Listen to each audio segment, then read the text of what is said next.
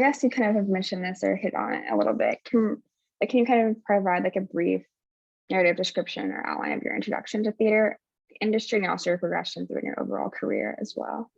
Yeah, so indeed, yes, indeed, my entry to theater was indeed going to see A Raisin in the Sun at Arena Stage. I was 10, and from there, every year we would have a trip to go up to New York to see plays. I remember part of that first trip, I saw Pippin, Jesus Christ Superstar, and Godspell. So I grew up Catholic. Those were Jesus Christ Superstar and Godspell were very Catholic shows in that way. They had made the basis on Jesus Christ, but they weren't necessarily say that people looked at Godspell and Jesus Christ Superstar as being pro, Catholic, but they had that source. So that was my entryway into theater.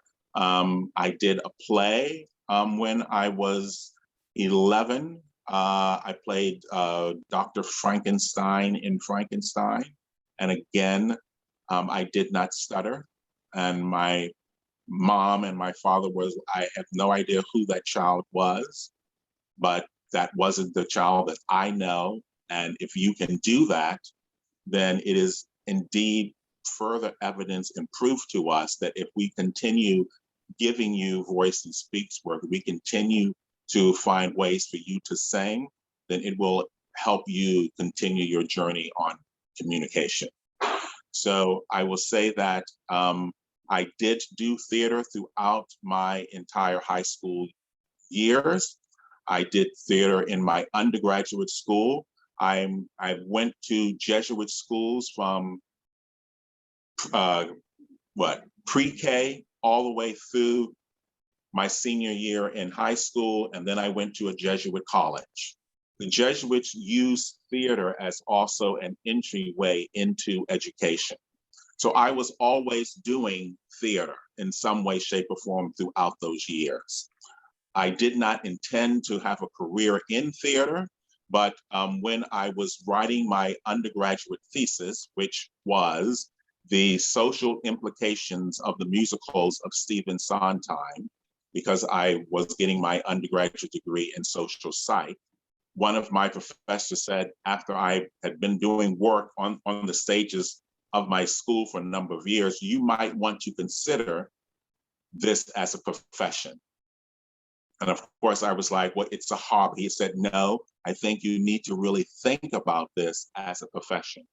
I got out of undergraduate school. I was living in Pittsburgh. A good friend of mine had an audition at Carnegie Mellon. Carnegie Mellon was then starting their first MFA program in link with West Virginia University. What was happening is that all the teachers from Carnegie Mellon were going to come down to West Virginia University because West Virginia University had a series of theaters. They had a 1,000+ auditorium. They had 3 black boxes. They had a studio theater, and they had a TV theater. So all of those spaces were being utilized while the teachers were coming from Carnegie Mellon. So even though my degree says West Virginia University, all of my instructors, Robert Brewer, Angela D'Ambrosia, Mel Shapiro, all came from Carnegie Mellon. Part of that training is that it was a conservatory training, and conservatory training, as you probably know, means that you will study classical theater and white theater while you are there. So that's what I did while I was in grad school. I got out of grad school and I was essentially told, well, they do an exit interview.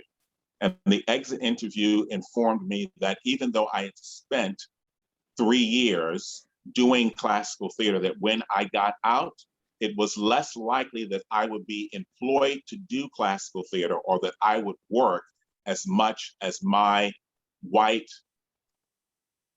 students, my classmates, because that's what I was trained in doing, which really pissed me off. And so I set out on a mission to essentially prove that information wrong. And that has always been kind of my journey to make sure that people know that I am a classical trained Black actor. Do I make money from that? Yes. But do I also make money from musical theater? Yes. I made my Broadway debut in Showboat. I was one in 1990, David William at the Stratford Festival, looked through the Stratford Festival history and had discovered in the 40 years that there were only 2 actors of color that were full company members of the Stratford Festival. He went out and changed that. He found 5 actors of color, 4 Canadians. I was the only American, and he made us full members of the company. So I'm part of 5 people that were the first 5 people of color to become full members of the Stratford Festival. That's part of my history.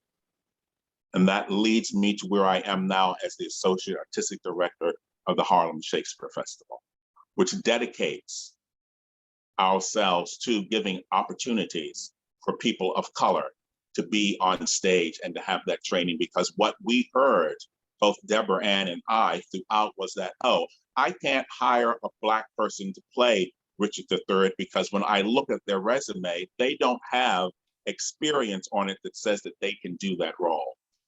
So our mission was to change that bullshit. That if we put on their resume that they have done this role, you can no longer come back and sit in your office and tell people, oh, I can't have them because they don't have the experience doing it. But they do now. Right. Right. Yeah, that's a very moving story. So thank you for sharing that. As well, I guess, kind of just following up, a lot of your discussion I felt like kind of revolved around this idea of representation in terms of people of color being in the industry. Can you talk a little bit about like the significance of representation in the classical theater industry and how it affected you growing up? Yes, I think it is extremely important that people see people that have my skin tone, that the younger generation sees people that look like me reflected on the stage. I think that needs to be reflected not only in classical theater, but in theater throughout the US. That we as a society are, if it is true that this country is a melting pot of people, then therefore that should be reflected on the stages that we see. Part of what I'm doing in this recent thing that I've been asked to do for Stratford is that I have technically gone through and looked at the history of musical theater in the US and how it has been represented on the Broadway stage. And indeed, the majority of the times that you see a show with African-American actors in it, it is either composed by a white person, it is either written by a white person, and is most of the time produced by a white person. If it is a book show, if it is a review that depends on music that was written by us, but not at that time period, then it has more Black producers behind it.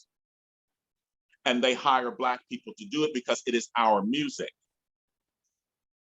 But throughout the more than 200 years of musical theater, there are about 34 shows that actually speak directly to the journey and suffering and trauma that we as African Americans have experienced on stage in a book form. One of those is Raisin.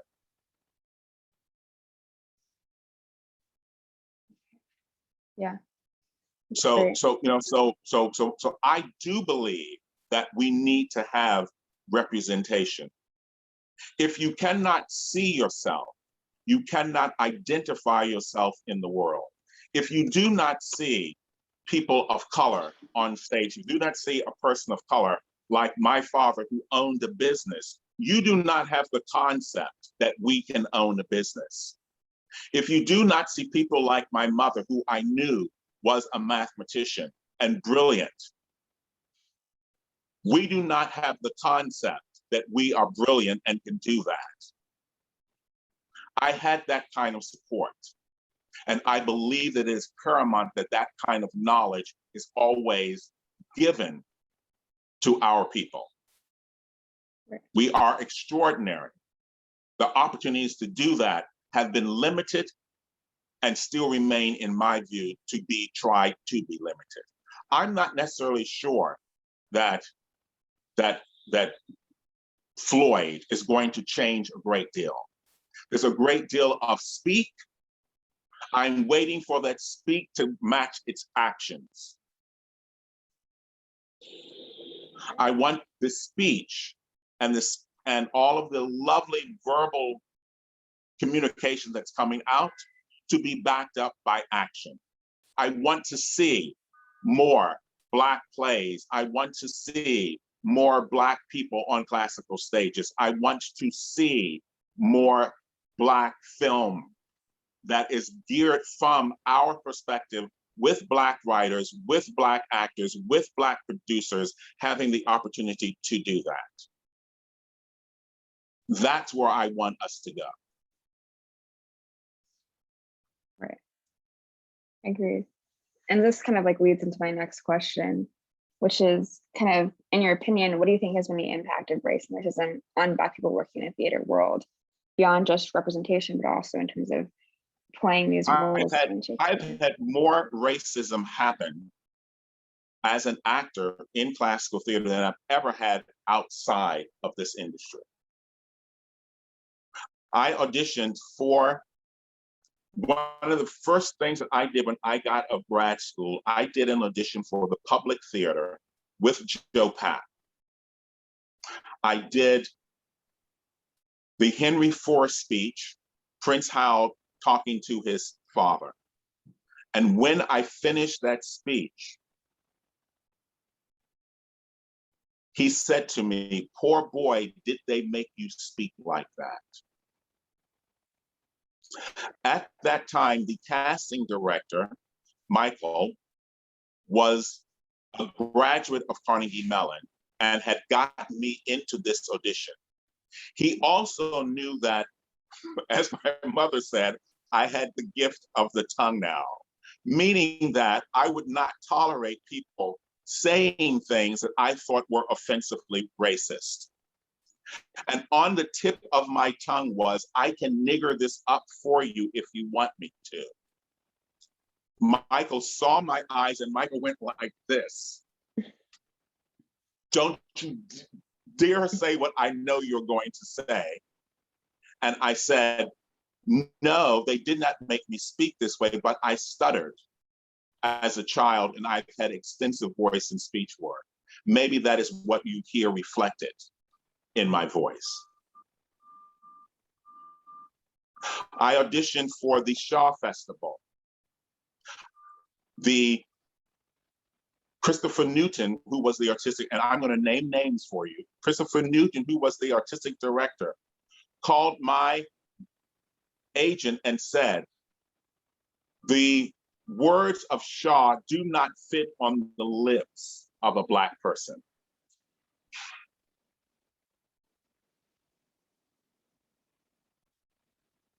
When I was working at the Stratford Festival, Michael Langham, who was we were doing Timon of Athens, and Michael Langham was using the music of Duke Ellington as a source throughout this entire play. When we were in rehearsals, he said, "I want all of you people to give names to your characters. I want you to use the names that your people use." I said, "My mother's name is Patricia. My father's name is Earl. My grandfather's name is Raymond. My grandmother's name is Helen. What names do you want me to use?" What he wanted was, "Oh, I want you to use what? Julissa, Bubba." Whatever ghetto name that he had planted in his head was what he wanted me to categorize or to give my character name. I went into David Williams' office and told him that, and I made this man apologize in the next rehearsal to the entire company. Because that was bullshit.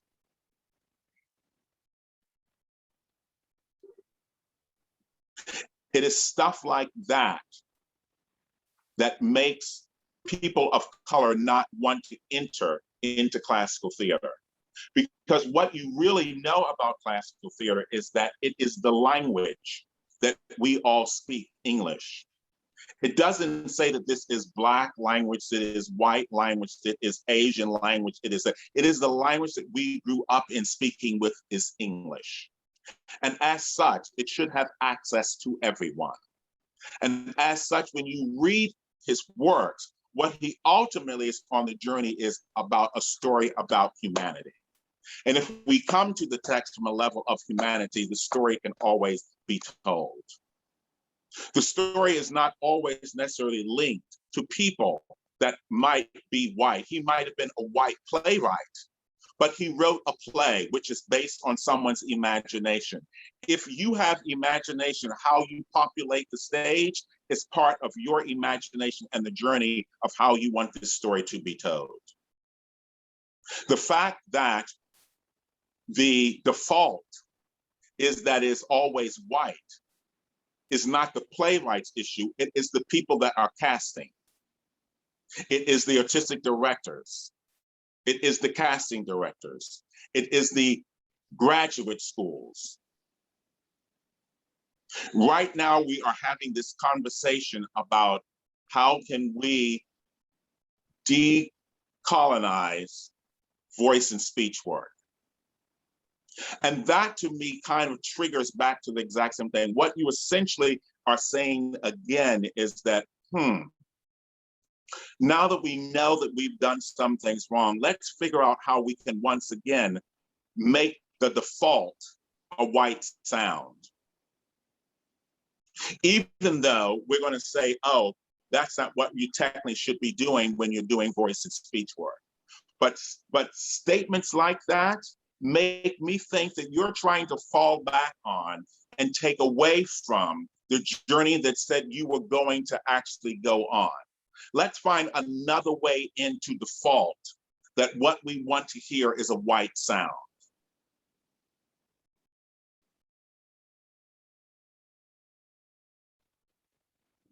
Right. That's how I think racism affects what happens. That's why I think that people of color are reluctant to do classical theater. And yet, we have a great deal of trauma being members of this US society that we can share from our humanity to make you understand and lift words off of a page so that it becomes tangible to you and you are able to reflect in our journey, your own life's journey. And that's the beauty of theater. And that's the beauty of letting people of color step into who they are and using every inch of who they are to bring that to this journey that is on a page. You cannot act if you do not know who you are, and to make you and to step into a situation where they automatically want you to cut off who you are automatically makes you not able to do what they want you to do. And that's not my fault. It's your fault for making that assumption. It's your fault for saying that when you put me in the room, the default is to be white. That may be harsh, but that's the reality. Right. In your speech, you just talked a lot about kind of this perpetration of Black stereotypes. And so I'm wondering what your thoughts are in terms of how to subvert Black stereotypes. And also, I think there's sometimes this idea of Black people not being human, not being humanity, part of humanity, like you've just spoken on. So how do you see maybe adaptations or other theater being able to subvert Black stereotypes? Well, like I said, I saw the thing, when I worked on Just About Love, and even when I did our version of Much Ado About Nothing, and when I taught color conscious casting at the Shakespeare Theater Association virtual conference this year, what I made them understand is that color conscious casting is not colorblind casting. I deliberately make choices that allow us to reflect who we are and bring all who we are to the story. And if you cast wisely, you can use who we are, an Asian person, a Black person, a Hispanic person, a transgendered person, to actually articulate and elevate your story in beautiful ways. But you, as the casting person and as the director, have to come to the text with color conscious thinking. How can I use who this person is, the whole being, to elevate my story?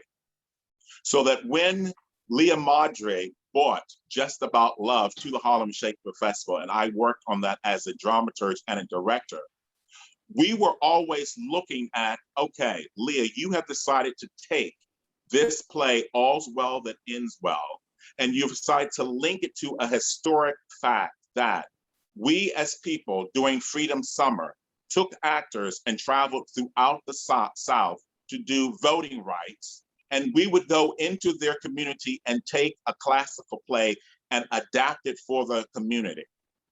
So her version of All's Well That Ends Well takes that actual factual information and places it in a clever way inside of that particular play. And so when I was casting it, I said, oh, I'm going to also make sure that part of the three people that are in the play that kind of accompany Helen throughout, that they kind of look like those three civil rights workers who were murdered. So that when people come to the story, they have a kind of subconscious of saying, oh my God, they actually are placing these things inside of here. There's a character in, All's Well That Ends Well that Leah said, oh, I want her to look like Fannie Mae, who was a well-known folk singer then from the 60s, who was also singing Negro spiritual. I want her to have that kind of impact to the audience that comes. And so that's what we did. We were deliberately making conscious choices of how to elevate the story and what we were doing. We deliberately inside of the story said that the guy who was playing Bertram was cast as when you saw him, he was a white actor. But we say that you may think that he's white, but in this play, everyone is going to refer to him as being a Black man.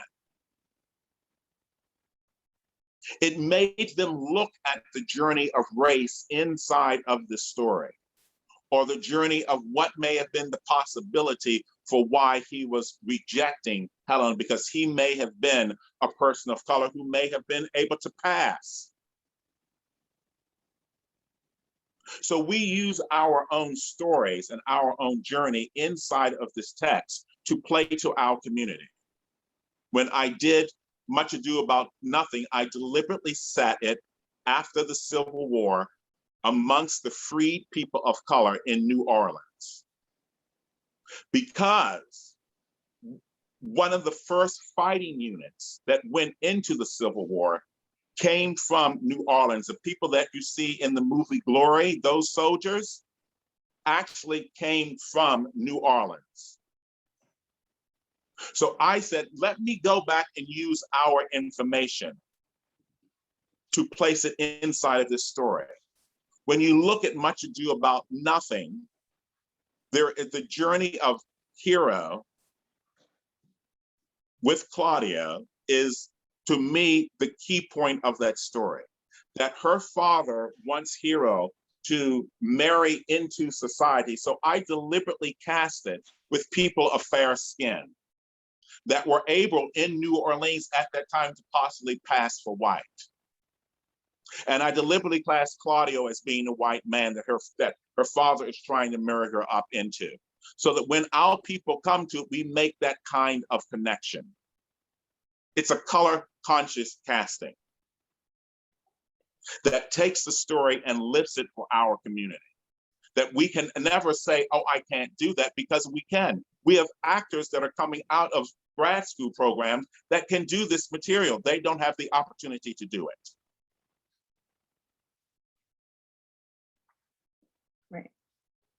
Right. Thank you so much. Yeah, that was really great. Also, I guess this kind of feeds into another one of the questions that I was having, but as an actor, director, dramaturge, writer, and teacher of Shakespeare, how do each of these 5 roles call for you to vary your approach to Shakespeare and his plays, if at all, and specifically in terms of race, since you were just talking so much about, as a director, how you approached it in terms of casting and color conscious casting? Yeah, so I don't necessarily, I will say this, when I was working at Stratford, that I did learn what they call the first folio technique. The first folio technique goes back to the original scripts in the first folio of Shakespeare, and it looks at the punctuation. And it says that because Shakespeare worked with actors and because the actors had cue scripts, meaning that all they had was the cue before their line, Shakespeare, the way he wrote, deliberately gave you direction on how to play the text. And that is based on how it is actually punctuated. And it is based on how the first folio script has archaic spelling. There are some capital words, or there are spaces that are missing inside of the iambic pentameter that give you clues that Shakespeare was saying, oh, this is a pause that happens inside of this text.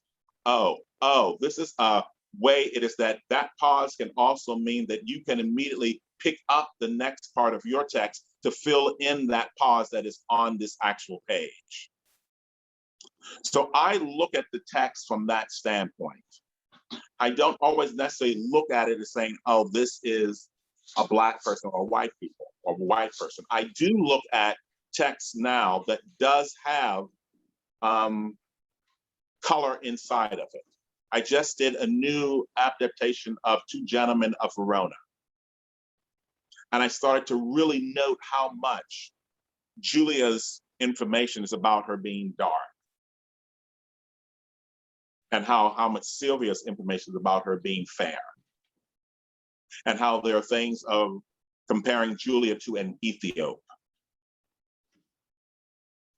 So I began to look at that, and I began to, go back and look at the Dark Lady sonnets, and actually look at the tone of what did he mean by dark, and if indeed she was a person of our hue, how was that being portrayed inside of his text? That I do look at to find out exactly what his meaning was, because those particular in the sonnets were passed around inside of his own individual community. If they kind of already knew that he was indeed dating a woman that happened to have of our hue, then the text has a different connotation to it, because he's already speaking to people that he knows. If you take it outside of that and you give it to an audience of today's world, we look at it completely different. So that, the sonnet, in the old days, Black was not painted fair, has a completely different connotation to us now. And it certainly has a completely different connotation if you have a Black woman do that sonnet. It allowed her to bring who she is to it. And it certainly allows me to go back and look once again that part of our history of being in England at the time of Shakespeare has been essentially eradicated from the history books. But now people are starting to say, oh, there were people of color in England during the time of Shakespeare. There were people of color in Ireland during the time of Shakespeare. There were people of color throughout Europe in the time of Shakespeare. That we were there. Are we in the history books? No, because history is usually based on the dominant society writing information that verifies that they are the most powerful. Certainly, that was not our opportunity. And so we are removed from those history books. I do find it great that England is making an opportunity to go back and correct that.